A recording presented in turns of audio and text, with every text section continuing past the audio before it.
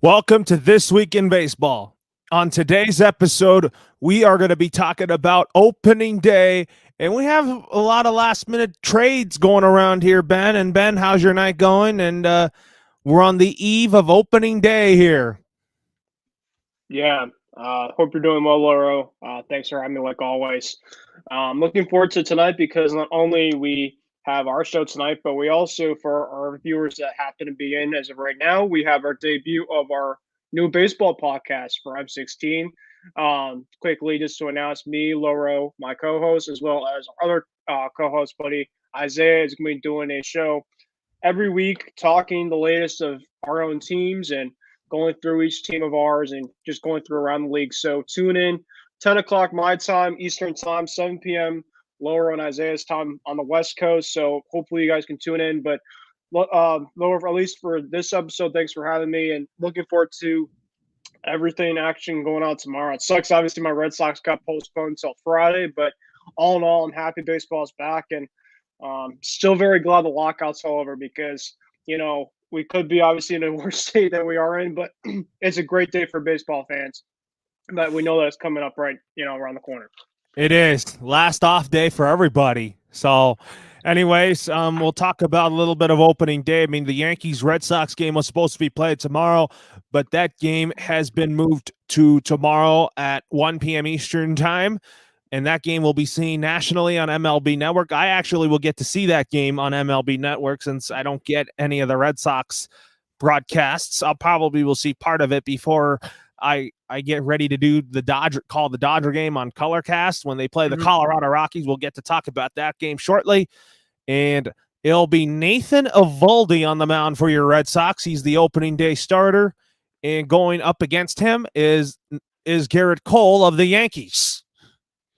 Yeah, no, it's a lot of fun. This is obviously the matchup to the last year's AL wild card. Actually, yeah, the winner take all game. Red Sox did obviously a very good job hitting against Garrett Cole, but we obviously know Garrett Cole. He's an ace. He has very electric stuff. Um, and I know we'll talk about our teams kind of more down the episode here, but the Red Sox obviously as a team myself, I'm pretty overall optimistic with this team despite the lack of pitching. I kind of said that last year, and obviously the first weekend, the Red Sox got blown out to the Orioles, and people thought the sky was falling, especially after the year that they had prior year in 2020, obviously, which was a disaster. But I think it's going to be a really good series this weekend, regardless of what happens. Yankees are going to be a very good ball club for this division. It's going to be a very big heavyweight division. I'm very excited to see this division as of right now. I don't know if you saw the AL East MLB.com projections in terms of the records, but you'll definitely get a kick out of the projections what MLB.com had for the AL East because it's just going to be that close. It's going to be a neck and neck race, and it should be a really fun weekend this week. I was actually debating to potentially possibly go to the game on Sunday. I'm not sure if that's going to be the case anymore, just because the Celtics are obviously almost done. The Masters golf, which I love, is the final rounds on Sunday. So, and also I'm going to opening day, next week for the Red Sox. So I might wait till I go see the Red Sox and Yankees in July and September. So, but we'll see. Besides the point, it's going to be a very fun series, and can't wait to get started. Yes, the game will be in the Bronx as the Red Sox will begin in New York, and then they'll play in Detroit. And, of course, the home opener next week on Jackie Robinson Day, which you will be at when they take on Carlos Correa and the Minnesota Twins. And I think that the Yankees the Yankees Red Sox series. So tomorrow, it'll be Eovaldi on Friday. Nick Pivetta will be on the mound on Saturday. And then on Sunday, you will get Tanner Houck will be starting on Sunday. Yeah, so the rotation looks as it follows. Nathan Eovaldi is going to be your number one. Nick Pivetta, who hopefully can get a bounce of what he had last year. Obviously his standards in Philly kind of disappointing last year for the Boston Red Sox. He had a little bit of a disappointment in the first half, but in the second half, actually, to take that back, in the first half, he was extremely good. The second half, he kind of as well as, but it's a long season for a reason. In the postseason, he ate up a ton of innings for our rotation. And the way I look at baseball now is the starters, you know, they're not going as deep as they used to be, right? You look at the postseason, they're not as counted as before. So, with Nathan Eovaldi and Nick Pivetta, I'm assuming that they're going to be good in terms of giving us innings. Um, and then Tanner Houck is a name that, he's a young pitcher that has lot of really good stuff. He has obviously a very good wipeout slider when it's on. His command of his fastball is usually pretty good, but it's also his third pitch that I'm still worried about. It's the splitter, and that obviously has a lot of problems in terms of his commands. Third time around is always an issue with Tanner Houck. So, but regardless, I think it's a very good serviceable number three. We'll see in terms of how Tanner will kind of do in the first half of the season until Sale is going to be coming back, which breaking news to that. As a Red Sox fan myself, it's disappointing to hear that Chris Sale is once again going to be out for an extended amount of time. He is going to be out in 2 months or this season, due to a rib injury that he suffered this off season off a mound. The year before, he obviously missed quite a bit amount of time. He did come back in August. Right now, the reports are saying that he's going to be hopefully coming back as the best case scenario by early June. So I think if they can tread water until possibly early June to see how Sale is. And then you also got James Paxton, which I think could be a very good, intriguing piece. And then in that case, kind of like what Martin Perez and Garrett Richards had, which, oh, man. It was hard to kind of say, the Red Sox had so in the first half, so how bad Richards and Perez were. Now, to be fair, Richards was a lot better on the bullpen the second half of the season. Perez just could not find any type of identity regardless of either role. But I think that if the Red Sox have how possibly go to the bullpen if Sale and Pax come in as rotation guys, or your 4 and 5 guys as of right now, which are going to be Michael Wacha and Rich Hill.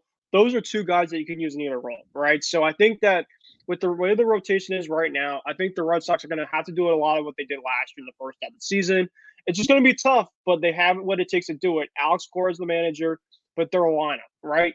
They were able to slug a lot of games last year in the first half of the season.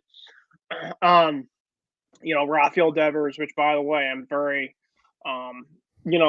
upset about regardless of the news I saw today. The extension news, which I'll get into. I don't know if you have read about it yet, but I'm kind of disappointed about that as of right now. Obviously excited for the season, but obviously to hear about that was kind of disappointing. But you have Rafi, you have Xander, you have JD obviously back. You obviously have the usuals. Losing Kyle Schwarber was, I think, a really big piece, as well as Hunter Renfroe. But I think Jackie Bradley Jr. obviously is a big bat. I'm not saying big bat, big glove.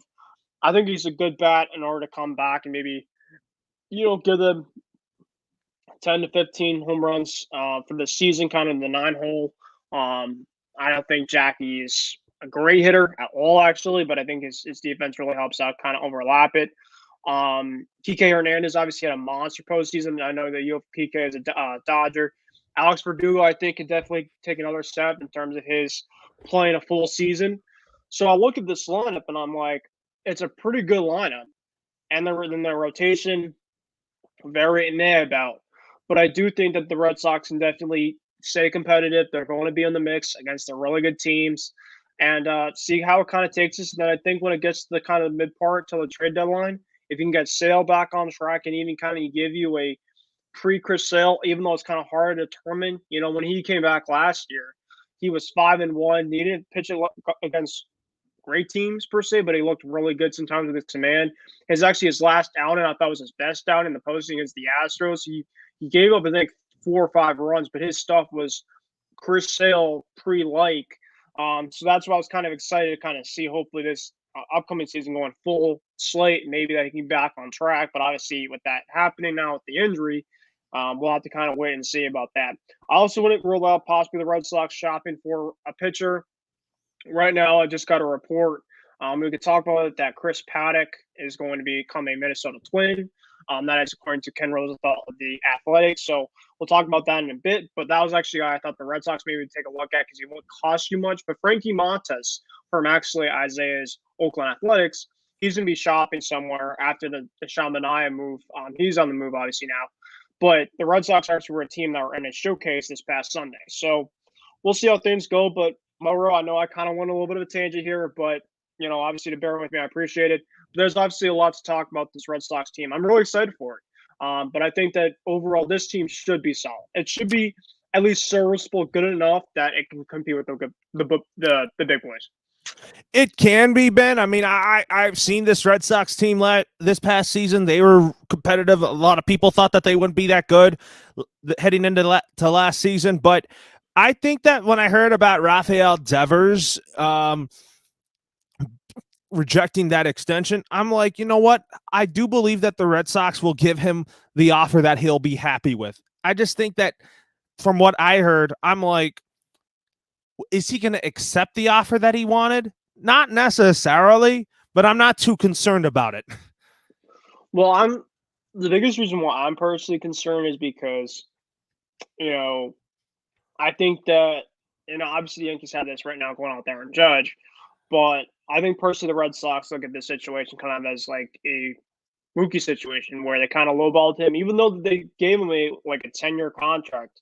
Mookie did, the Red Sox did, but I personally that there's going to be a team out there that's going to outbid for Rafael Devers. I'm not liking, and this is obviously why they got Trevor Story, right? Because you know if one of either Bogarts or Devers leaves, it sounds like you know from kind of earlier reports on I want them to both stick around. That's kind of my dream scenario. But it doesn't sound like the scenario is going to come true. It sounds like either Devers or Bogarts is going to leave.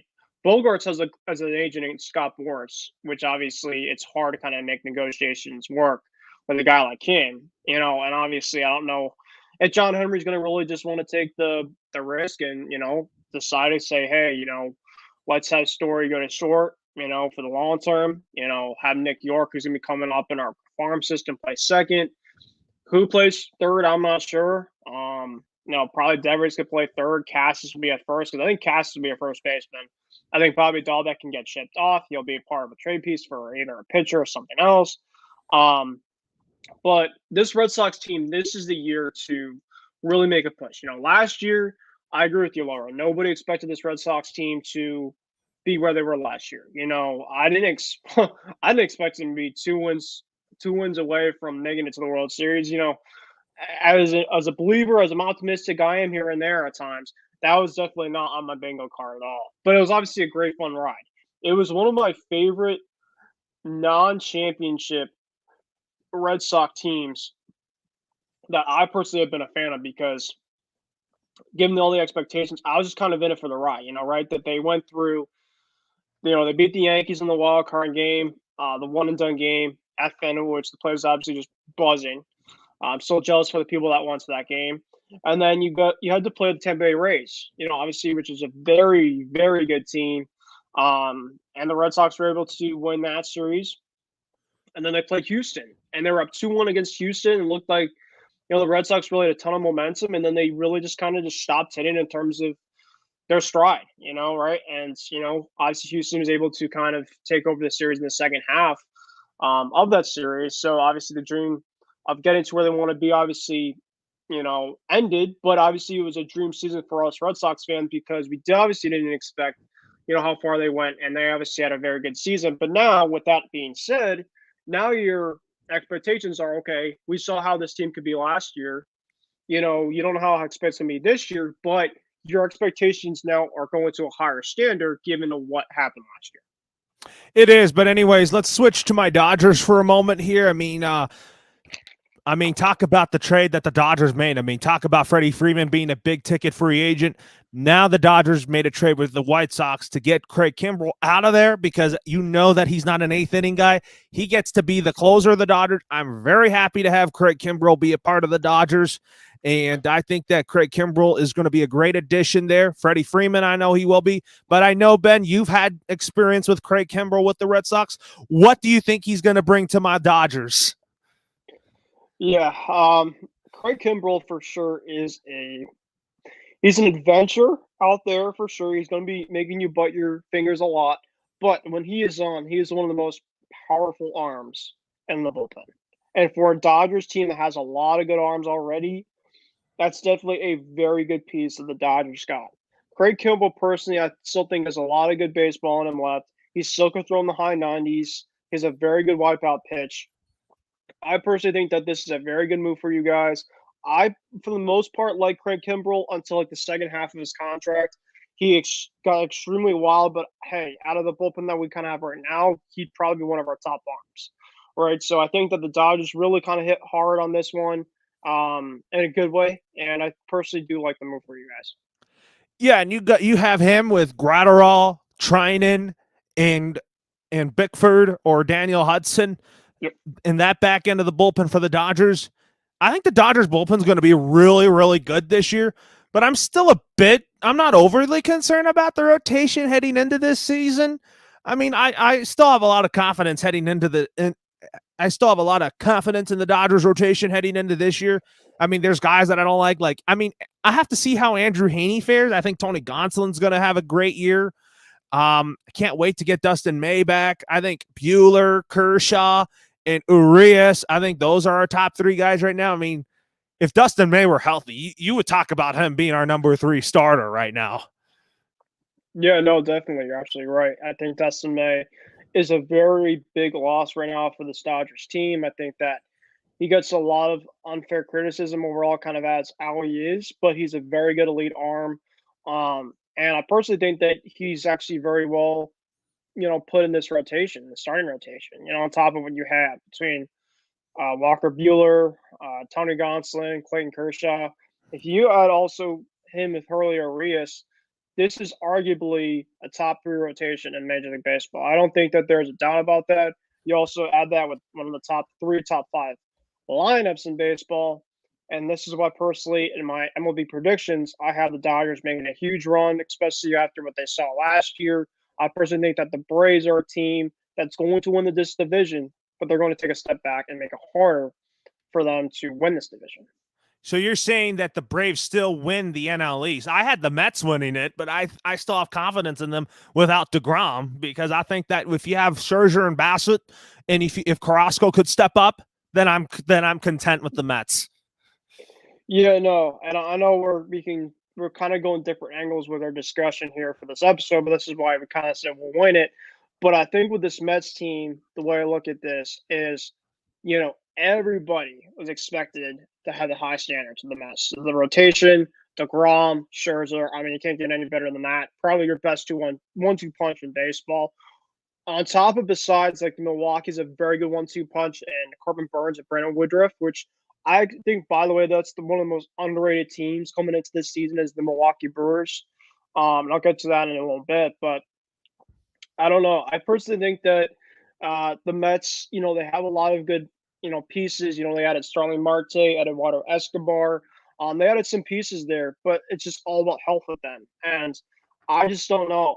I think the Mets are going to have a pretty good season. I think that they're going to, with Buck Stallwalter there, I think that they will definitely make some noise this season. But I do think that there always seems to be something on with them. And I'm not saying this just because of what happened now with DeGrom being out, but it's happened the last several years, right? When you kind of see the season, it's either the Mets kind of start off well and then things kind of go downhill like that. You know, myself living by Mets country, Loro, too, I can kind of see that firsthand where things just happen. And Met fans obviously can agree with me that are close with me. It always seems to happen something like that. And also happens to the Yankee fans, too, in my area because they hit injuries here and there, too. But with the Mets, it's just another planet. I personally think that this is why I have the Mets more – in my prediction, more of a wild card team, just because I think that they still have what it takes. But with DeGrom coming back, hopefully soon, if he can be, 80, 85%.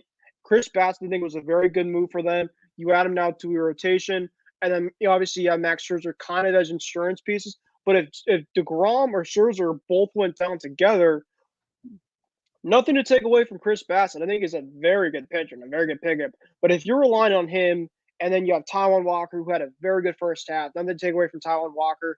But if you have him, Taijuan Walker, and David Peterson, compared to what a regular rotation would be with DeGrom, Scherzer, Bassett, Walker, everything just gets slides down. You lose some stuff there. And that's why I personally think that, DeGrom and Scherzer, they healthy, they just take that next step above that division. But personally, right now, I still have the Braves. Yeah, I can see why you have the Braves. I mean, they got Matt Olson. I think that when they get Mike Soroka back, I think that rotation's still going to be really good. I can't wait to see I honestly can't wait for when Mike Soroka comes back. I think Max Fried's arguably the ace of the staff for the Atlanta Braves. Charlie Morton is going to be healthy again. I can't wait to see what he could do. I mean, I think that the Braves are going to be fine without Freddie Freeman, but talk about that being a big loss. But for my Dodgers, I'm kind of thinking that Trevor Bauer at this point, he's probably not going to be playing another. He's not going to be playing another game in the big leagues because of what happened. Yeah, no, it feels like this story doesn't get really talked about anymore. Headlines and stuff like that. And it might not be for the you know Trevor Bauer being obviously out. Remember, this guy used to be an extremely good pitcher when he's on, but just off the field, and I've kind of told you this before. I personally think he has a very Deshaun Watson like ability with him, where it's true. Unfortunately, with the way it happens this way, but a very good talented player, but just has a ton of baggage with them. And if a team, if Trevor Bauer went to another team, he's obviously bringing that no other team wants to take, right? So personally think that MLB is just going to keep on slamming him with suspension after suspension. And, Bauer's going to have to just face all the consequences he has. And personally, though, I don't see Trevor Bauer at any time is going to be pitching, whether it's this season, but his job in his playing baseball is going to be in jeopardy. I would not be surprised if he can't pitch anymore. Yeah, he's probably not going to be coming back, though. But anyways, let's talk a little bit about the games on Thursday. Like, let's do opening day pick'em. That's kind of like something I would do here every opening day here because it's a two-part kind of thing here. And we'll start with the Cubs taking on the Brewers tomorrow. Corbin Burns is on the mound tomorrow against Kyle Hendricks. That's a good pitching matchup. But I kind of like I said, I like the Brewers to win this game over the Cubs. I think the Cubs to me, since they dumped everybody, they're not gonna do anything this year. I'm not gonna expect much from the Cubs. Yeah, personally with this Cubs team, they have like a lot of aging players overall. They took up some interesting contracts. They added up Anderton. They got Andrelton Simmons. I know that they were on the sweepstakes early on with Carlos Correa. Which, if they got Carlos Correa, then now you can kind of see something because Carlos Correa is just that impactful to a ball club. They have Jason Hayward, which he's not a bad piece, but he's a lot older. Jonathan Villar's not a terrible player, but he's a utility guy who's okay. But the rotation, I'm more excited about Saya Suzuki.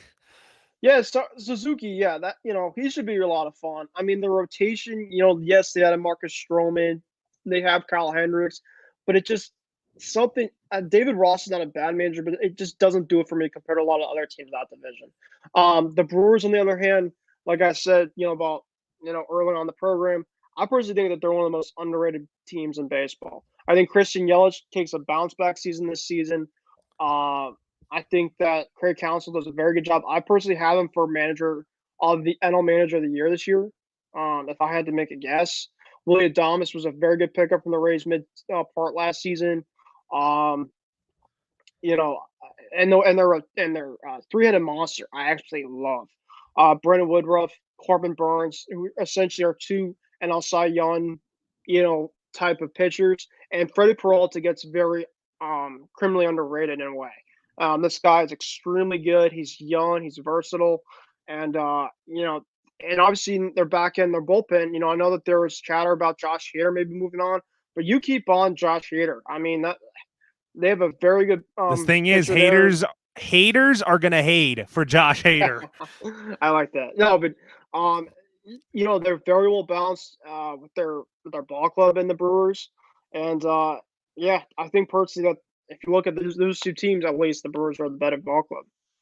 Yeah, I like this Brewers ball club. They're an underrated team, and Corbin Burns, I think he is already the ace of that staff. I really think that guys like Boxberger, I think is going to be great. I think he was good in Arizona until he had a bad second half in 2018. I think he's going to emerge as a good back end piece of the bullpen. I really like Devin Williams. I think he's a guy that's going to be a good setup man, occasional closer if Josh Hader is available or not. I mean, Josh Hader, to me, I expect him to be the everyday closer, but I wouldn't, if I were Craig Counsell, I would not pitch him on 3 consecutive days, like how Counsell is obsessed with that.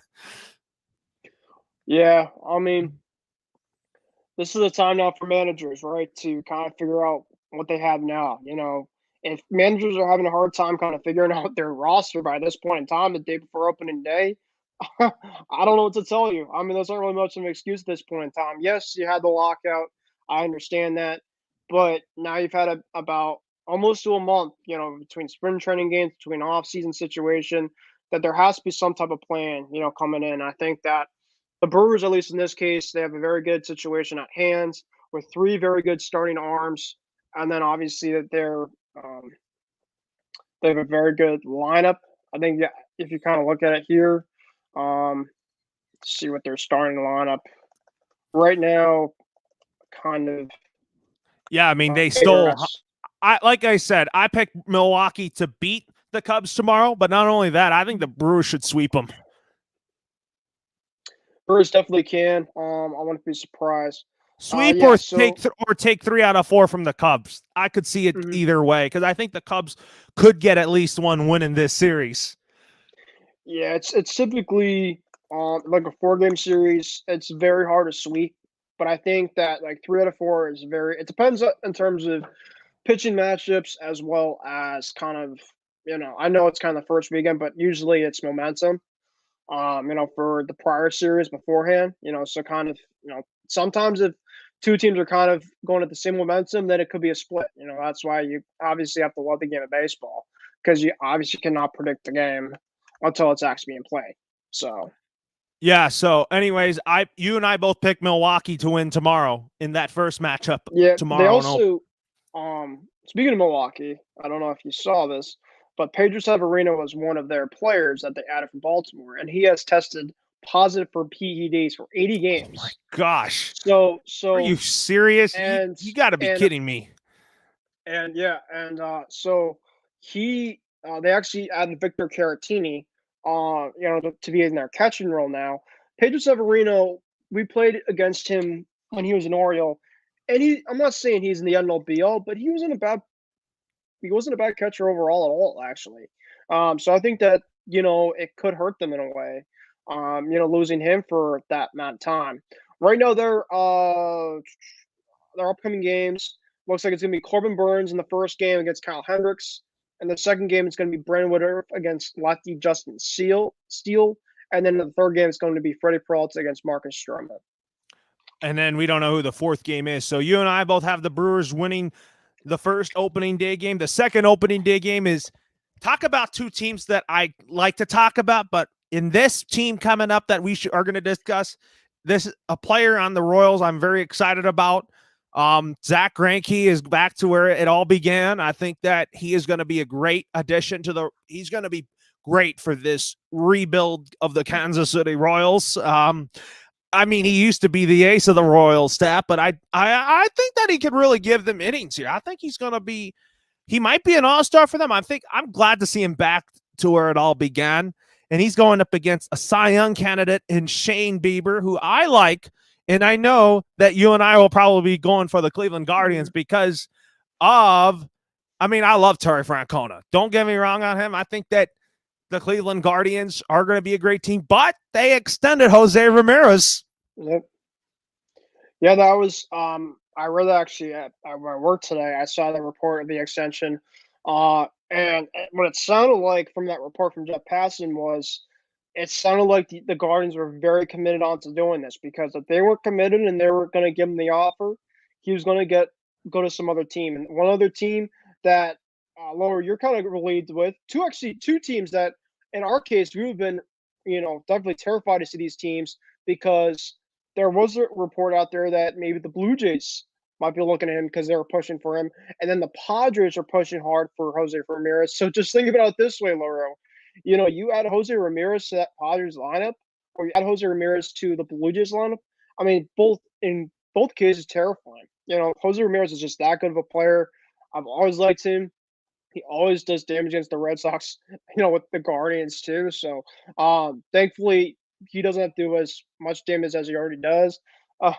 So yeah, I think it's a very good piece for the Guardians, and obviously he's their piece to kind of just see as the kind of their main guy for the foreseeable future, for sure. But um, Sorry, what were we talking about? The Guardians, their And game? Are you saying? they're playing the Kansas City Royals, and this Okay. Royals team, there's something to be very optimistic and very excited about. They just they restructured Whit Merrifield's contract. I mean, I think he's still a big part of their future. Salvi Perez is already one of the elder statements of this rebuild. Talk about Asa Carlos Santana as well. Andrew Benintendi, former Red Sox. I expect him to be great this year. But the guy I'm more excited about is Bobby Witt Jr. He Yep. made, I was like, it was his time to make the opening day roster. It was his time to be the starting shortstop for the Royals. And I'm very excited to see what he's going to bring to the table. And I think that he is going to be an impact player right away. Yeah, Bobby Witt Jr. is my AL Rookie of the Year this year. Kind of my prediction. I think that I'm just looking at his overall. I mean, between him and Spencer Torkelson from the Tigers, those are kind of the two guys that I really am seeing that are going to probably make the most impactful bats in both their lineups. Both righty bats too. Um, Now, Bobby Witt Jr., I'm not sure in terms of what his position is. I believe Torkelson is a third baseman. If you can kind of Spencer Torkelson's probably going to be playing a lot of first base, and first base, okay. a lot of Tiger fans should be very excited about Spencer Torkelson. Yeah, no, he definitely. I heard a lot of good things about Torkelson through minor league baseball with them, and he seems to just be the real deal there. So we'll see how things go with those two players, but two players that I'm expecting a lot from, and both the AL Central. Yeah, I mean, talk about both the Tigers and Royals having big pieces coming for their future, and talk about them being part of the long-term rebuild. And for Zach Greinke being back with the Royals, are you going to expect him to throw hard? Not really. I expect Zach Greinke to give you 6 or 7 innings in his start. Yeah, Zach Greinke's obviously not the same guy he used to be. But I do think that he is serviceable. I think personally he can go as high between hot 5 and 6, depending on how things go. I think opening day two, Loro, you kind of see this in a way for pitchers is they don't go nearly as deep as usual until the towards mid part of the season because they haven't been stretched out. So you kind of see them like early April, kind of more of 5 to 6, and then bullpen, kind of more like a playoff. I'm not saying playoff like, but more of that where because your starters don't go nearly stretch out, until unless you're like a elite arm that you're like your Degrom or your Scherzer, and your manager's like, let's go and just keep on pushing. But many starters usually don't go deep in their first outing. It's because typically it's the buildup of the arm and usually sometimes the nerves, but not usually. But just it always seems to be like their first outing always seems to be the one where you kind of just go from the start, and then from there you kind of just progress over time. Now the next game we'll talk about is the Pirates and the Cardinals. JT Brubaker. I kind of knew he was going to be the opening day starter for the Pirates. Could he be their ace? I could see that. I mean, the Pirates are not far from competing. I mean, I think that this young core I'm very excited about, but still, they're the Pirates. They're doing Pirates things. I love Brian Hayes. I think the Pirates are committed to building their next winning team around Ooh. Brian Hayes and Uh, Brian Reynolds. Breaking news, by the way, Loro, regarding the Chris Paddock. Sorry to cut you off. The looks like from Ken Rosenthal that the Padres are going to be getting Taylor Rogers, a very good bullpen arm from the Twins. I don't know now about this trade, and we could talk more about this after you were just talking. I'm sorry to cut you off, but I was just looking at that. Yeah, Just from we'll have to get to that in a minute. I was talking about wow, JT Brubaker. I thought you were making a face at me by saying like no, building the next Pitts winning team for the Pirates around Brian Hayes, and I didn't know if you agreed with me on that. no, I do, and I'll talk about it after you keep on going. And JT Brubaker, I mean, he's a guy that has potential. And I think that this Pirates team has a lot of potential, especially with the young talent that they have. I love Cole Tucker. I think Cole Tucker is going to be a great shortstop. just needs to work on his hitting, but he's great defensively. I think that the Pirates, the Pirates, they need about 3 or 4 more years to get to be a winning team again, but they have a long way to go. But as for the Cardinals, when what could be his last opening day start before he retires, Adam Wainwright starts. And I think that if you look at both teams, I think the Cardinals are heading in the right direction when it comes to their future. I mean, it's obviously unfortunate that they do not have Jack Flaherty for the first 2 months of the season. I know that the Cardinals are a better team with Jack Flaherty in their rotation. I know that. You know that.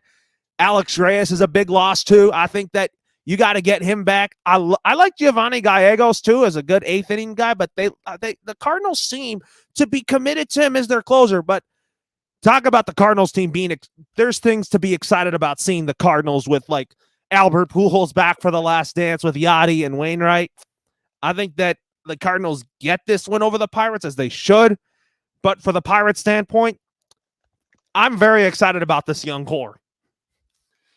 Yeah, I personally think that the Pirates, obviously they need to keep Brian Reynolds. That's obviously their huge piece. And between that and Cabrian Hayes is a very good player that needs to get paid. Um, for myself, as taking my bias aside, for a lot of young talent, for a lot of the not so great teams out there, I always love to see them get paid, right? Because for a team like Pittsburgh, for instance, right, they're trying to just keep. It's not only the team to keep engaged, but the fans engaged, right? Because Cabrian Hayes definitely can get fans to the building, but Brian Reynolds is the best piece out of their whole team. Um, he's a very underrated player, very good from both sides of the bat. And, I agree with you, Laura. I think that the Pirates definitely have a very good future ahead, even though that they're going to probably have we're a couple of rough years ahead still with them. But it's obvious because they have a couple teams that are just a little bit better than them as of right now. I think Derek Shelton might be on the hot seat here. We'll see. I mean, you can't really put guys any on the hot seat before the season, but if the time comes to that, we'll see how things go. Yeah, and as for the Cardinals, like I talked about what I'm very excited about, the last dance with Yachty, Pujols, and Waino. Waino could be making his last opening day start. This could be his last season. Jack Flaherty, who I think is an important piece to this rotation, not having him is going to be unfortunate, but I think that there are other options and other resources for the St. Louis Cardinals to win ball games. Gallegos and Cabrera, I think those guys are going to be great. I'm kind of surprised about Jordan Hicks being in the rotation, just because I did not know that. Just because he had Tommy John surgery. To me, Jordan Hicks is more of a closer. Dakota Hudson's a solid piece in the rotation as well. But I think, and I want to see a bounce back season from Paul DeJong. Yeah, no, I personally think that this Cardinals team is going to be up there in the top of the NL Central. I personally think that they're going to be the NL Central champs this season. I think that the Brewers are going to be one of my wild cards, but they're going to be both battling out. Wainwright's going to be on the bump just because of the Flaherty injury, which is obviously very fortunate. But the biggest thing about the Cardinals is kind of the last dance, right? You had the kind of the key three back, Pujols, Molina, Wainwright. Give it one more shot, see how things go. But even if Pujols is done after the season, which I think he will be, the Cardinals still have a lot of good things ahead of them for couple of years ahead, a lot of good years ahead. I think Paul Goldschmidt might have his best season yet this season. I always feel like I say that with this guy, but I think that this could be a very good season for Paul Goldschmidt.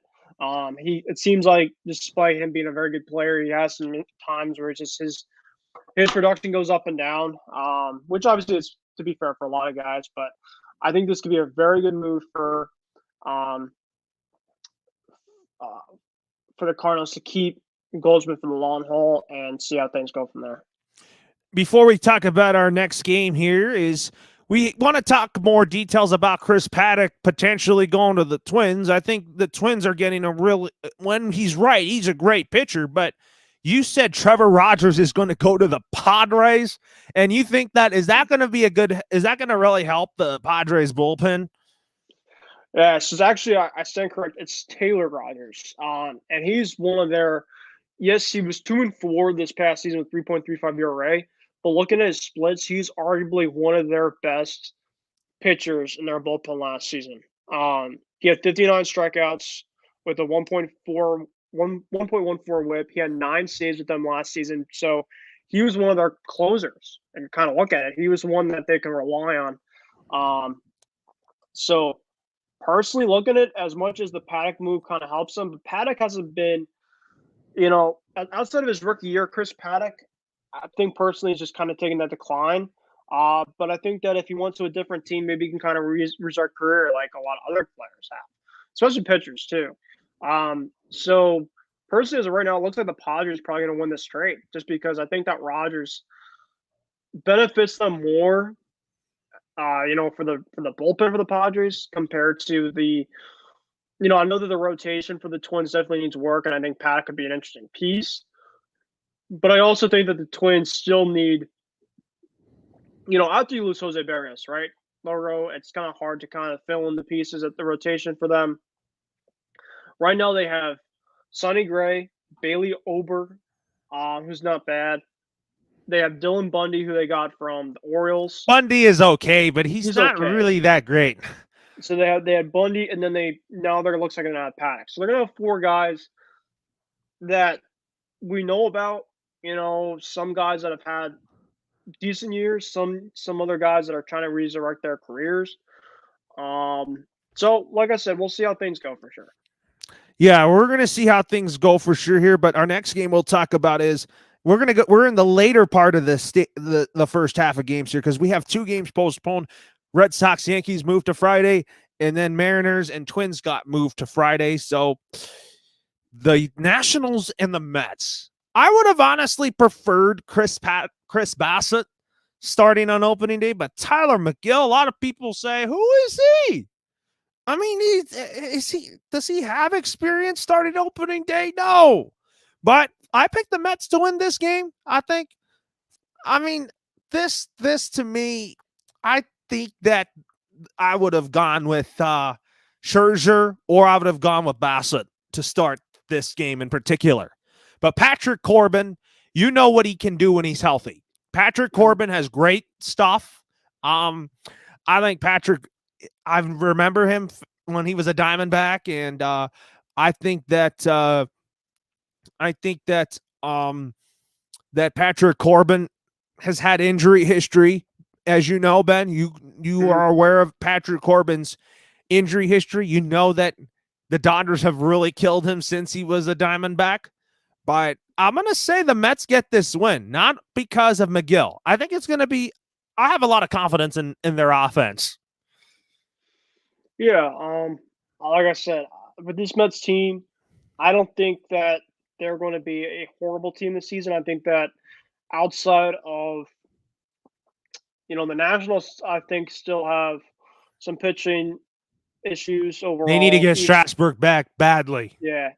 They always seem to have something with their pitching situation ever since Scherzer left. Corbin is a pretty decent piece. Obviously, they have Anibal Sanchez back, but you lose Scherzer. Strasburg obviously is still out, so I still don't really trust their staff. The Phillies staff, which Isaiah seems to make a full-on great deal about.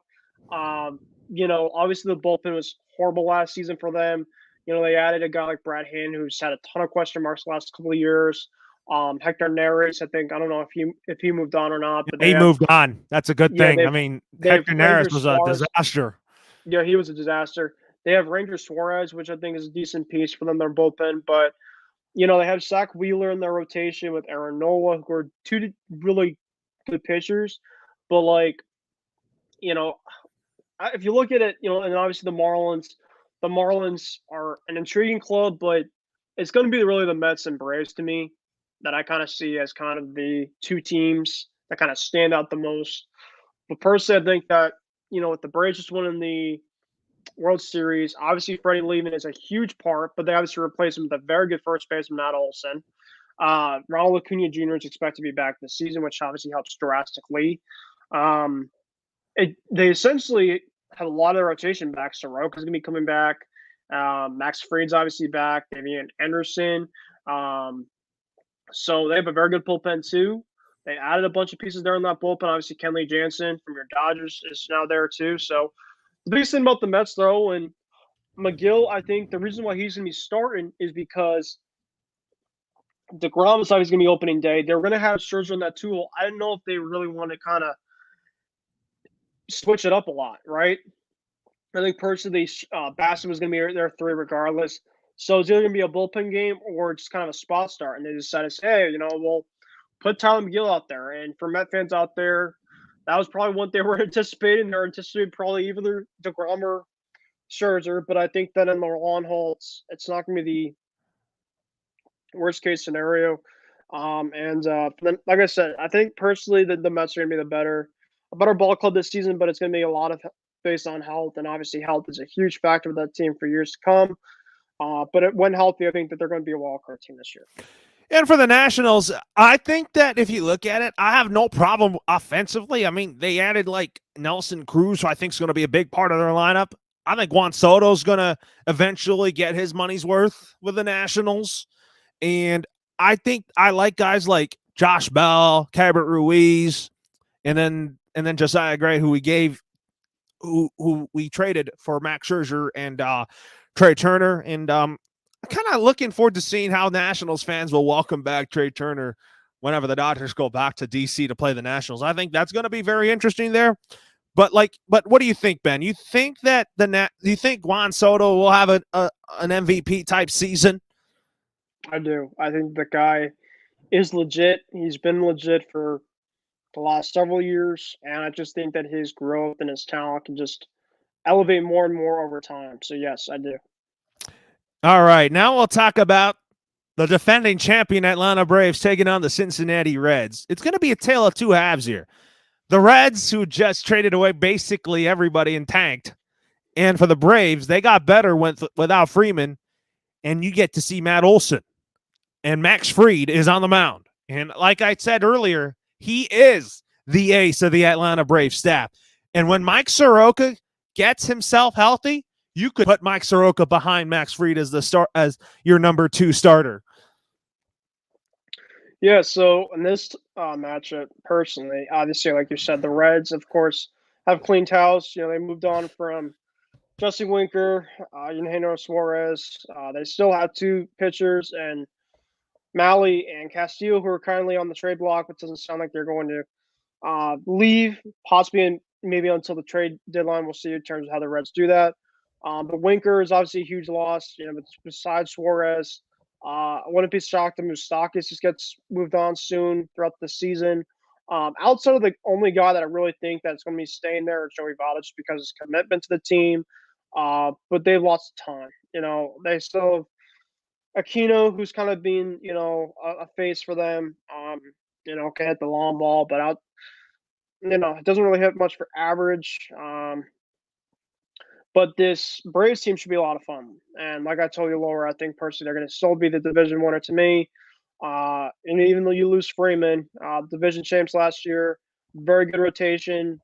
It just seems like Brent Snedeker is back to their manager. So they have a lot of things going well for them. And that's why personally I think that they're the best team in this matchup.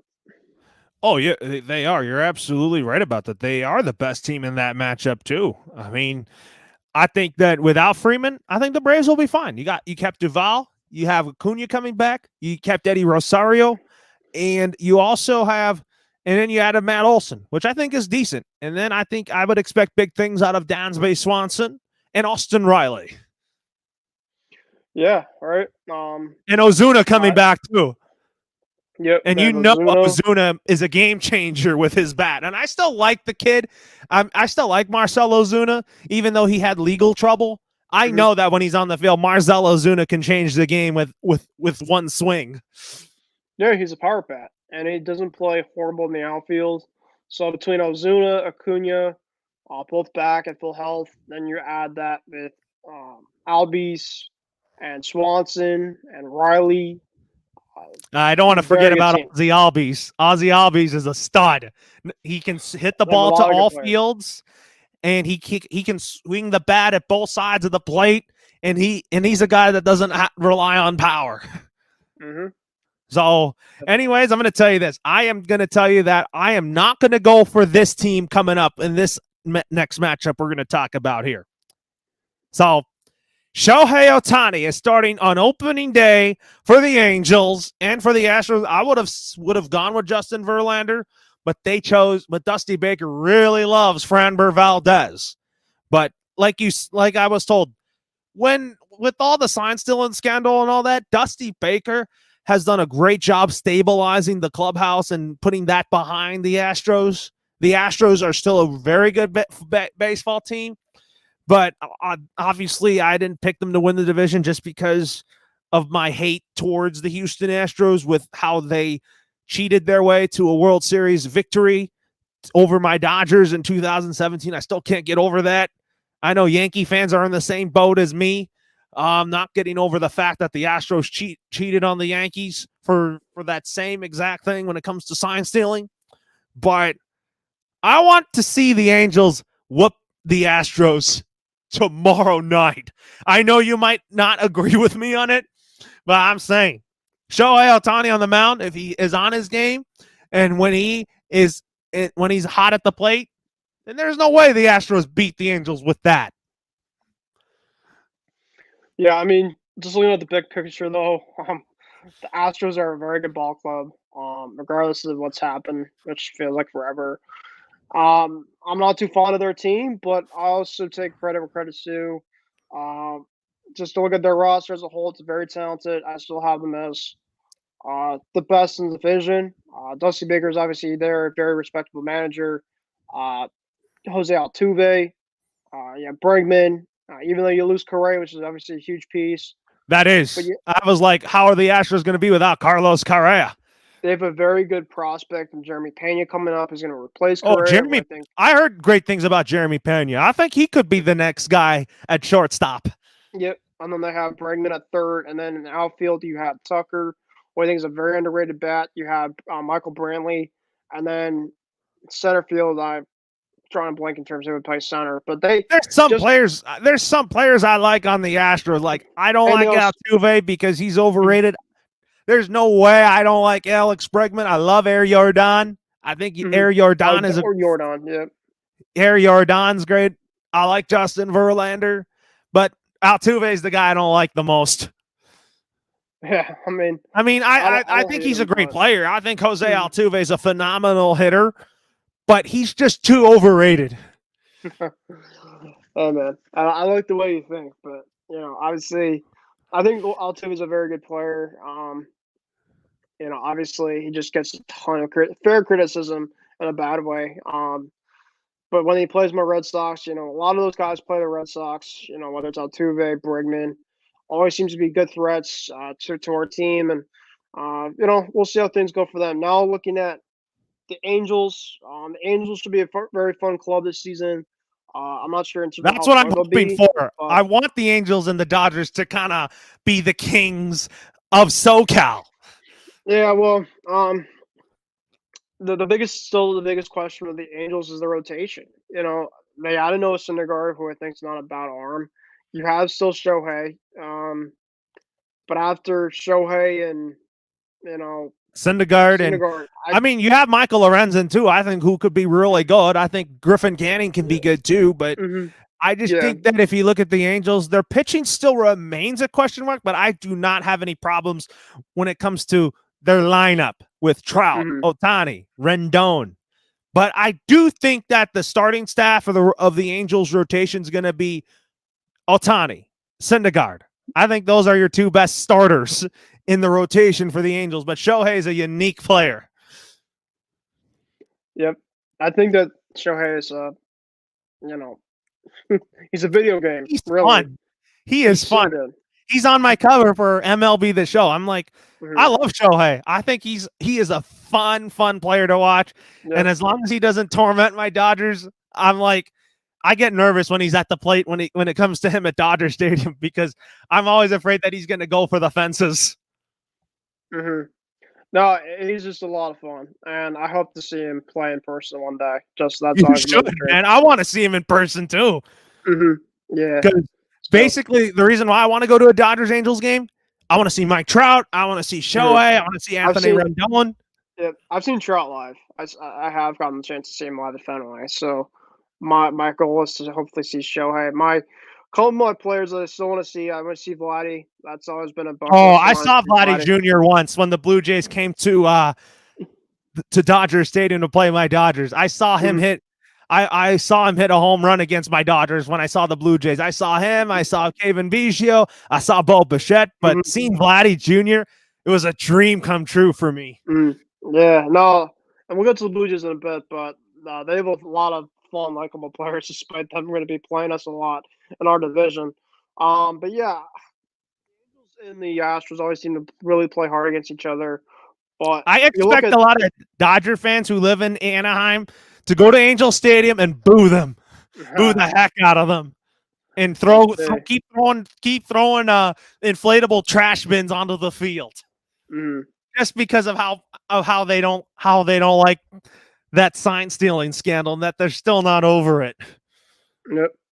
Anyways, the last game we'll talk about for the Thursday slate before we talk about Friday's slate here is the Diamondbacks and the Padres. I think San Diego wins. I've always liked Yu Darvish. Great pitcher. A lot of people think that when he is healthy, he's on his A game. Madison Bumgarner, who I don't think he should be starting opening day because Madison Bumgarner is not good anymore. I mean, before you go on here, I think that Zach Gallen should have gotten the opening day nod. Yeah, well, the Diamondbacks obviously are a very building club. Yes, they did extend Starling Marte. Oh, not Uh, it's Catal. Ketel, sorry. Had the Marte part, just they're on first. Yeah, Ketel Marte. They still do Peralta. Mad Bum, I think, could have a bounce back year. He looked pretty good in the spring. Obviously, spring stuff is beside. But the Padres are facing, correct? Yeah, they're playing the Padres in Arizona. I was like, Oh. I want the Dodgers to start there in Arizona. 4 Mhm. games in Phoenix so that we can beat the heck out of the Diamondbacks easily and win a 4-game series against the Diamondbacks because I expect them to be very bad this year. Yeah, I mean, for a lot of the bad ball clubs, right? It sucks because you want to see these teams. I was watching a podcast about a week or two ago, and it just sucks for some teams out there, Loro, that you got to see before the season that these bad teams are just not even gonna compete.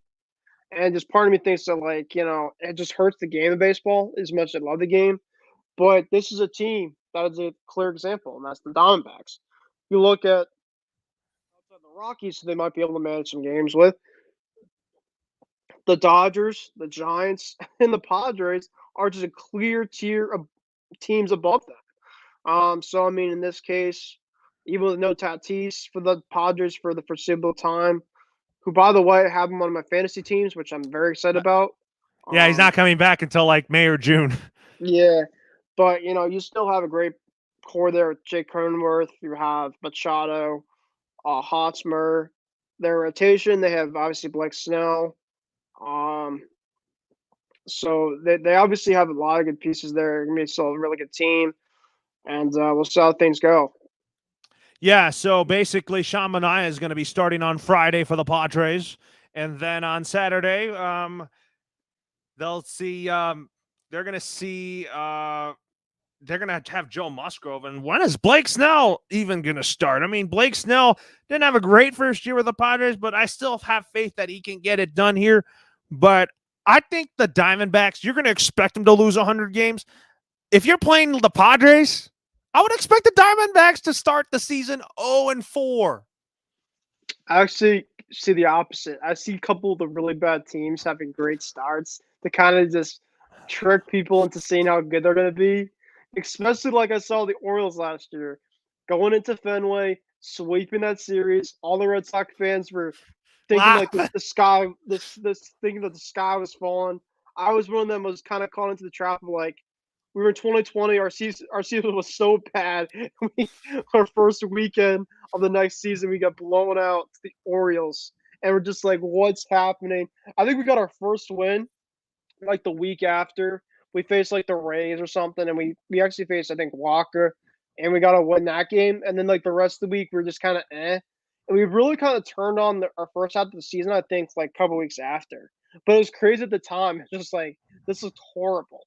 So I mean, for a lot of these teams, some of the good teams, it might take some time, right? Because there's a long season, and you start off scratch. This is why you love opening day. This is why you love baseball.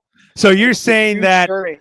the Diamondbacks might get off to a great start to trick some people and then Oh, I'm not. fade. I'm not saying it's going to happen, but I wouldn't be surprised if one of the kind of crappier teams plays really well against one of the teams that you're expecting to be in the playoffs. It just kind of happens to be that way in baseball, and it's a weird game. So it really kind of depends in terms of how well day in and day out your team plays, and it's a day by day type game. So if you don't play well the one game, you can come back and play great the next day, and then things can happen the third time around. That's why you love a series, um, and that's why I love baseball. Is because it's a long season for a reason, and you have the ability to kind of be in good stretches, but also be bad stretches. That's why we didn't really like the 60-game season a couple years ago because it's like you went on one little bad stretch, you're probably toast for a lot of many understandable reasons. But in this case, it's kind of a standardized season. The only really difference that I really kind of see is I know you probably know a little bit more about me in the postseason situation. We'll talk more about postseason in a bit, but the structure is going to be like 12 teams, 6x6 in each AL and NL. Is that correct? Yeah, we're going to be talking a lot about that during the Batter up. during batter up in just a little bit here. But anyways, let's talk about the Friday games now. Let's start with my Dodgers when they take on the Colorado Rockies. Walker Buehler going up against Kyle Freeland. Things I'm very excited about is Freddie Freeman's first regular season game in Dodger blue. How Craig Kimbrell's going to fit with this Dodger bullpen. But more importantly, Walker Buehler making his first career opening day start, which tells me that he is now the ace of this Dodger staff. Yep, I personally think Walker Buehler is a very good arm. He had obviously his struggles in spring, obviously this past outing, but then the outing before. But he's a very good pitcher when he is on, very good fastball, very good off speed. And he headlines a group of arms that is a very good elite group in baseball when they're healthy.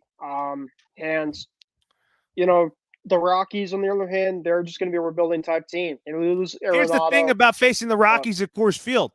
This is not a pitcher's park. I expect Walker Buehler to pitch great, but if the Rockies continue to pound him, don't blame him. Blame the Coors Field altitude.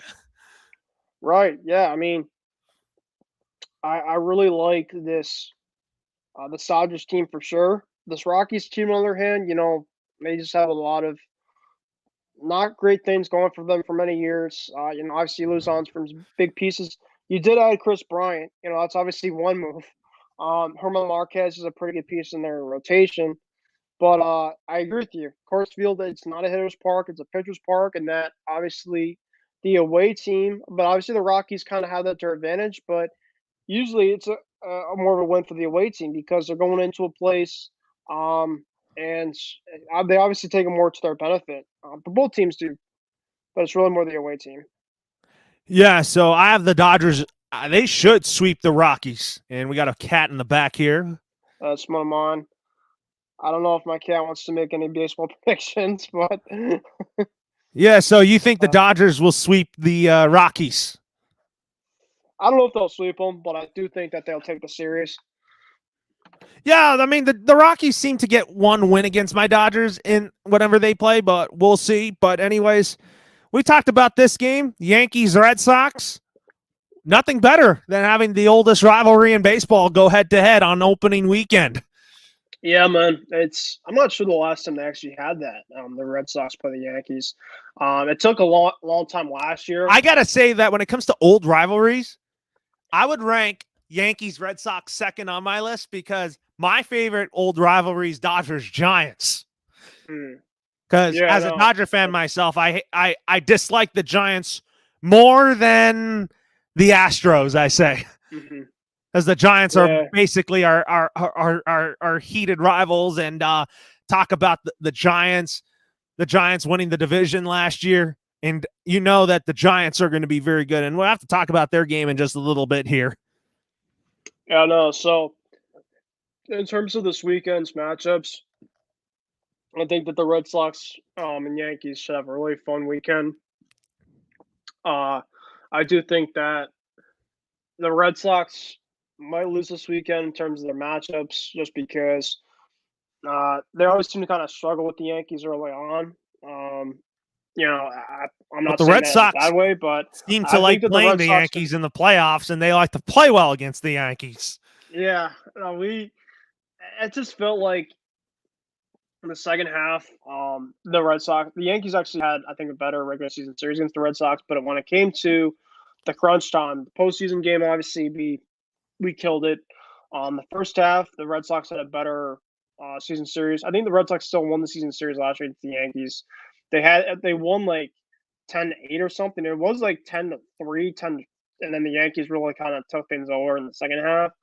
Um, but I personally think that the Yankees might have a better start than us, to be honest, this season. I don't know, probably because of our pitching, but I do We'll think that we see. can I kind of go mean, head I to think head. if the Yankees have a healthy Luis Severino, then I could Yeah, see the Yankees being better than they were last year. Maybe if the Yankees win enough games to get into the playoffs and at least go to the ALDS, then I think it could be enough to save Aaron Boone and Brian Cashman when Brian Cashman's jobs. I agree. Yeah, the Yankees obviously have a lot of questions themselves, right? You know, they had a lot of injury problems last year. They obviously moved on from I was going to say Glaber, Gary Sanchez and Gio Urshela. Gary Um, Sanchez to Minnesota, to me, I think he's going to get a fresh start there. I think he's a phenomenal hitter, but did he fit the Yankees? Yes, but he just got criticized for his poor defense at yeah, he should. catcher. Yeah, he should. I saw the Yankees play many times. If you want me to draft a catcher, Gary Sanchez, I'm going to stay far away from because of his defense. Man, oh man, he has some of the worst defensive technique that I have personally ever seen. And that's not myself just hating on a Yankee player. I just actually saying the fact. There are many Yankee friends of mine that just say it was so good to see him just not be there. Kyle Yoka, I think, had 7 home runs in the spring. Yoka is not a bad hitter. Um, No.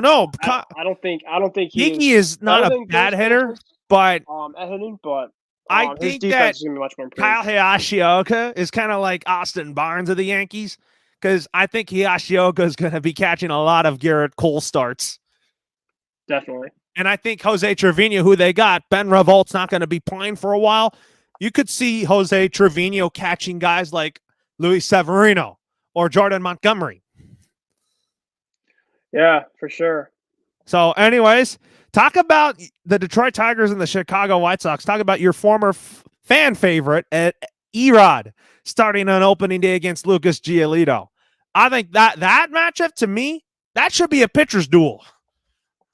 Yeah, it's gonna be weird seeing Iran in a different uniform coming into opening day, but But I guess your we're gonna Red have to Sox get get used to to play it. the Tigers after the Yankees, but I do think that the Detroit Tigers, I'm excited about the Detroit Tigers.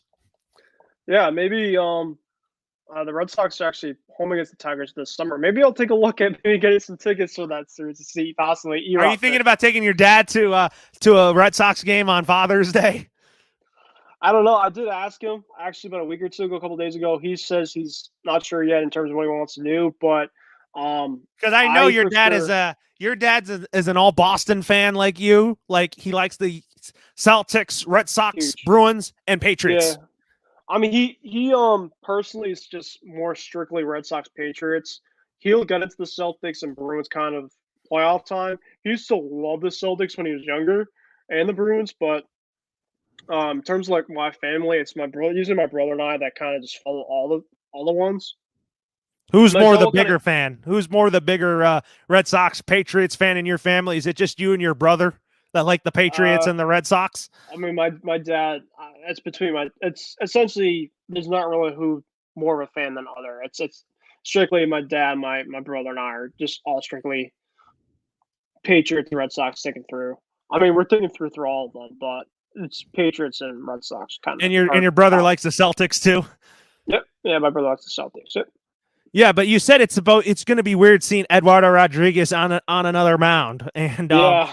I think Giolito and Eduardo Rodriguez is going to be a pitcher's duel, but hmm Lance Lynn being out, that's a huge blow for the White Sox. I think Lance Lynn is an underrated pitcher. Yeah. No, I personally think that this move for the White Sox, I do think Lanson's going to be actually out for a little bit because he had an injury, but I'm not sure if that's true or not. But you have Lance Lynn, Giolito, despite the fact they have a lot of good arms in their rotation, they have a very good bullpen. Even though they got rid of Kimbrel to your Dodgers, they still have Kopech. They still have, I'm trying to think of the names they still have in their back end.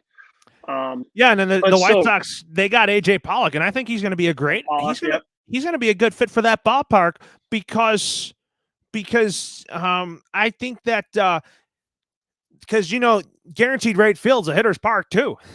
hmm Yeah, no, the White Sox, I think for sure are the best team in this Talk about the White division. Sox being the best team in all of the Chicago sports teams when it comes to Yeah, baseball, football, and basketball. yeah, no, I personally think that this is a very good ball club. The White Sox are. I'm just not sure when it gets to the playoffs how good they actually are.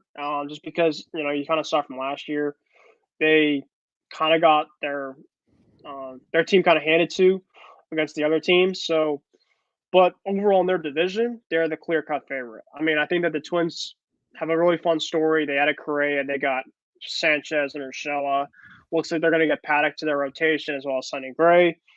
So they have some pieces there, but I do think that, and then the Indians obviously have Ramirez back.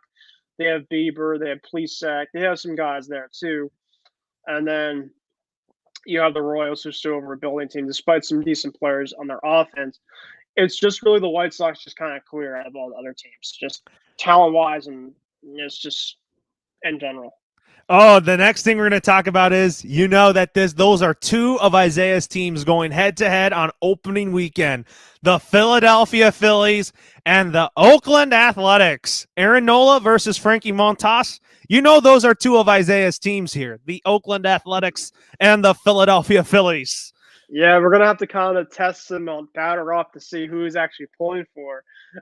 Just because you usually don't get a matchup like this kind of start off the opening day weekend. Should be a really fun matchup. Um, I think the Phillies, obviously to me, are better than the A's they are. because They are. I really like when they added to their lineup and kind of help fix their bullpen. I Mm. think the Phillies are going to – I really am – I'm confident in the Phillies now than I was in previous years. Yeah, no, I personally think that the A's really kind of cleaned house, right? They moved on from looks like they moved on from Montes. They already moved on from Naya. I sent you a tweet. They moved on from essentially half of their great Everyone. players in their team. Matt I Olson. think the next thing is they're going to move on from Frankie Montas. And They I think will. the A's – I think this is the same exact thing that why Billy Bean likes to do these type of things. He likes to go – he wants to make sure that the A's are under the luxury tax and continue that money ball strategy even though it's not working. Fun fact, actually, with regarding the A's, I've seen the Oakland A's, and Isaiah. I'm going to tell Isaiah to some Bower up. I've seen the A's at Fenway Park in the last 3 years about like 3 or 4 times. I saw them twice in one season when I was in college up in Massachusetts, and then I went to a game last year with my dad against the A's. And Frankie Montas pitched in one of those games 2 years ago, I think. Chris Bassett pitched in the game last year for the A's, he pitched really well. The A's actually won that game last year in a very tough game, 3-2, I think, a low-scoring game of all they pitched for us. But yeah, they've lost a ton of their firepower, and we'll see in terms of where Montes goes. But the Phillies at least have a pretty good roster still. Didi, Yeah, Reese they Hoskins, might not Harper. even start Alec Baum because of how bad of a season he had last year. Right now, they obviously they But the still have a lot of Phillies, question marks, Mickey but Moniak got hit in the hand. He might even have a broken hand. mhm. So that's kind of big for the Phillies here. So, anyways, I think the Phillies will beat the A's here. But talk about this next matchup. I mean, it's the Baltimore Orioles, arguably the worst team in baseball this year, going up against a team that is going to be very, very good and that you cannot sleep on, the Tampa Bay Rays. I mean, talk about this pitching matchup. I can't wait to see Tyler Glasnow back, honestly, just because he makes their rotation better. But Shane McClanahan, oh my gosh, I know that he has a bright future in him. Yeah, he's their best pitcher for sure. Got to see him pitch a lot last year. A lot of good stuff against the Red Sox. Good fastball, good changeup. I think he throws. But they have a very good club. The Rays do. They're going to be pesky. They're not going to be fun to face a lot this past year. I saw the Rays the first time last year, and they Did you see? Labor Day. Did you see Wander? I did see Wander, yeah, and he absolutely went off last year in the game I went to. So I saw it a lot at firsthand with this Rays team. Obviously, Nelson Cruz leaving is a huge loss for them, but they still have some pieces. They did move on from Austin Meadows, which I think was an interesting move. He Oh went to the man, I mean, Tigers. I think the Rays will be fine without him, anyways. I think Mm-hmm. that when the And Josh Rays Lau. when the No. Rays stack up their farm system, when they trade players to teams that are contending, are bigger market teams, the Rays actually get better in return Mm-hmm. because they draft well and they scout well. Definitely. So I think the Rays will sweep I think the Rays will sweep the Baltimore Orioles here. But anyways, let's talk about the Mariners and Twins here. To me, when it comes to the Seattle Mariners, that's a team that I'm very excited about. And do I hope that they make the playoffs? Absolutely. They are due to make it back to a postseason. It's been too long. Yeah, no, I personally think that the Mariners are going to be a fun, I think sneaky here's team the this thing year. about the Mariners. I'm telling Seattle fans, you're in good hands with the Mariners, but with the Seahawks, not so much. Not so much. And I want to be shocked. I know this is football terms, but Seattle fans, don't come after me while I say this, but don't be surprised after the Russ news that he left.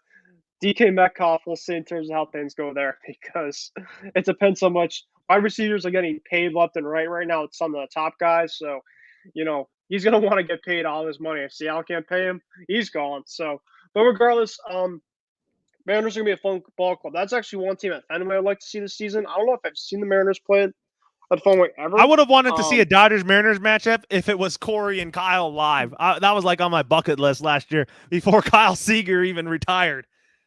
Yeah, no, that was definitely cool to see the Seager brothers going at it for sure. A couple matchups, but in terms of this team, they brought up their prospect, their high prospect. I forgot his Oh, name. Julio Rodriguez. Oh Julio my Rodriguez. gosh. He is going to be amazing. Yeah, so you have him. You have Chris Flexen, Marco Gonzalez. There's some I decent like pieces I in like the the Robbie rotation. Ray addition a lot for the Robbie Ray. Mariners. I was going to mention him. Obviously, AL Young Award winner last season. Their lineup should be very fun. They have Mitch Haniger back on a 1 year. They obviously added Suarez and Winker both from the I'm more Reds. excited about Suarez and Winker on the Mariners because that's going to make their lineup really good. I like J.P. Crawford. I think J.P. Crawford is a good leadoff hitter. You could put him in the 7th spot. Guy could hit for contact, could steal some bases for you. J.P. Crawford is legit. Mm-hmm.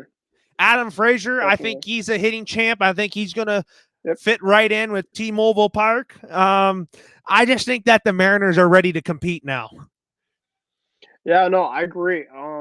But they're obviously going to be in a very tough division. So I This is a personally think tough that they're going to division, be. though. I do think that they're going to be in the wild card, though. That's where I haven't predicted. And obviously, I don't know if we have to reveal our postseason picks now. We might wait till the batter up. Which Yeah, is we're going going to to be wait till now, batter up here. like But 45 minutes from now. But yeah, so anyways, 2 more games to talk about here. Talk about the Giants taking on the Marlins here. The Marlins just got better with lineup wise with Jorge Soler. I'm more excited about the youth of this starting rotation, though. I like Sandy Alcantara. I think Sandy Alcantara is the ace of that Marlins staff. The Marlins starting rotation is going to be very, very good, fun to watch. But I still think that they're ways away from being where they want to be. But as for the Giants, I hate to admit this, I think the Giants, since Gabe Kapler got this job when he left the Phillies, I think Gabe Kapler has done an even better job in San Francisco than he did in Philadelphia. Yeah, so this matchup was it said Giants, And the Marlins. Marlins. Yeah. That's going to be in San Francisco's Oracle Park. All right. Yeah, that's actually a bucket list place when I go see a game. By the way, um, this Giants team should be pretty good. Right? You know, they were in the playoffs this past year against the Dodgers, your team. Obviously, Yeah, that they was a great series. great Talk series, about that going to 5 and that check swing call by Gabe Morales, the first base umpire. There's a lot of controversy to that, but a win is a win. mm-hmm, You can't make that bad call as an excuse. That rivalry last year between the Dodgers and Giants, talk about them having controversial calls. It the umpires had a lot of controversy in that series last year. No, I agree for sure. Yep. So But yeah, they're going to be a fun team. The Marlins are going to be a very young team, but I do think that the Marlins for sure have a lot of young talent. Obviously, Sixto Sanchez is going to be coming back from their pitching staff. That Brian Anderson. They have Jazz Chisholm, who's obviously a very fan favorite across the league. So there's some pieces there, but I still think that they have some work to do. yeah, I mean, you're absolutely right about that. But, anyways, with that being said, let's talk about this last game that we'll talk about here before we head into some final thoughts here. So, the Rangers and the Blue Jays meet at Rogers Center. John Gray against Jose Barrios. Both teams, I'll tell you what, the Rangers and Blue Jays, when they go head to head, both of these teams have former Dodger players. Corey Seager, Willie Calhoun on the Rangers, and on the Toronto Blue Jays, Hyunjin Ryu and Ross Stripling. So basically, it's a reunion that I think Corey Seager is very excited about because he gets to play again. I'm hoping that Ross Stripling will get to pitch to Corey Seager, though. Yeah, so two really interesting ball clubs. The Rangers obviously have added a bunch. Getting Marcus Simeon, John Gray, Corey Seager to their staff. The Blue Jays obviously are a very tough team. Probably going to be number 2 in my AL East projections, behind Tampa Bay. I personally think that the Blue Jays are going to be a very fun team this season. They're going to be giving the Red Sox a ton of problems. Very good lineup. Vladdy, Pichette, Teoscar Hernandez, a lot of the same guys from last year are back. They replaced Robbie Ray with Kevin Gossman. They also got in Yusei Kikuchi.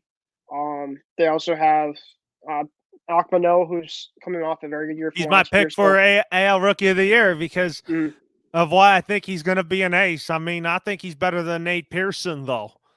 So, yeah, it should be a really enticing matchup. I'm really excited to see how that series goes this weekend. So, it's going to be a lot of fun baseball. And also, Marcus Simeon gets to play against his Blue Jays, who I think he could have stayed, but I think Marcus Simeon is going to love playing for the Rangers. And I think that when the Rangers went on in that shopping spree, they want to sell out tickets because of that new stadium that they have. Definitely so.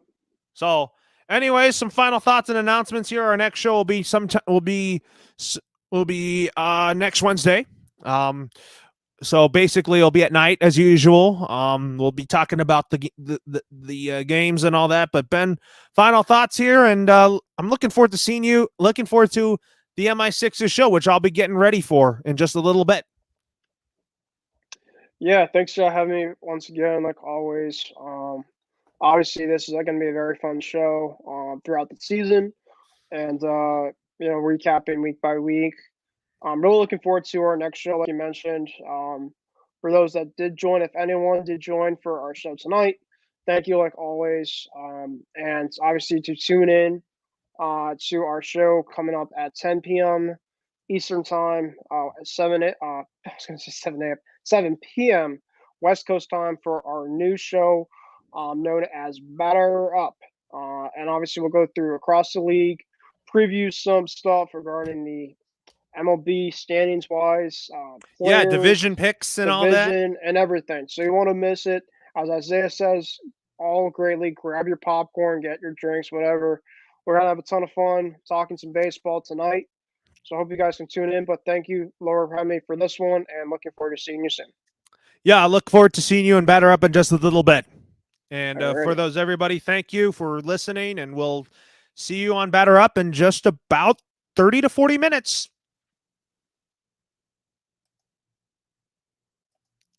I got to log into